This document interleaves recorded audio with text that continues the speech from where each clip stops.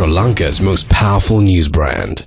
Faiszer, the Minister of Provincial Councils and Local Government, says that politicians have not voted for amendments to the Local Government Elections Act due to their ethnic bias. Now, the Minister expressed these views during a media briefing following the passage of the Act in Parliament today. The Local Government Elections Act received 137 votes for and 49 votes against. 8 MPs abstained from voting. An amendment had been introduced to the bill on the subject of multi-representative wards.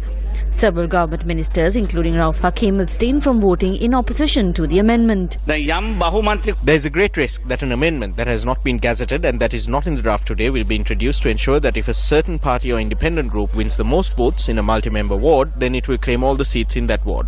This violates the constitution and the standing orders. This is what is being done. All of us as party leaders should be ready to analyze the results soon after the elections and present the necessary amendments within 2 weeks.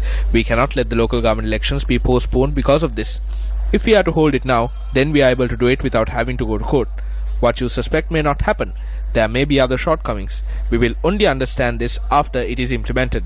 The other matter is whether amendments will be introduced in committee stage. We have submitted 2 amendments. We reached a consensus. If amendments are necessary in committee, then we will withdraw it. If we do not adopt the amendments recommended by the Elections Commission in Parliament today, then we will not be able to hold elections for local government authorities with multi-member wards. The amendment that has been presented now is that previously if party A won the most votes and if B and C were second and third, they would receive a seat each. What is being proposed is that if A wins the most votes, A will receive all 3 seats. By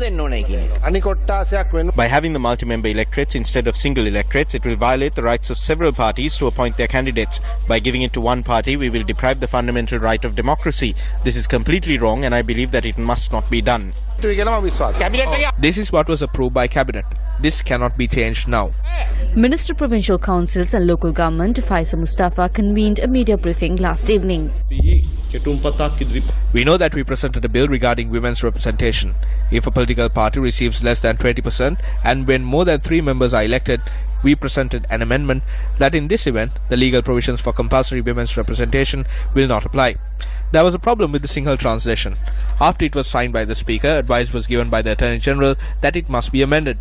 In the midst of this, the Chairman of the Elections Commission sought a clarification over an uncertainty with the multi-member wards since the bill on women's representation had been gazetted. We had to include this request in the committee stage. If not, we would have had to postpone the election further. I presented the report to Cabinet and all the Cabinet members approved the policy decision taken by the government and on the matter of multi-member wards.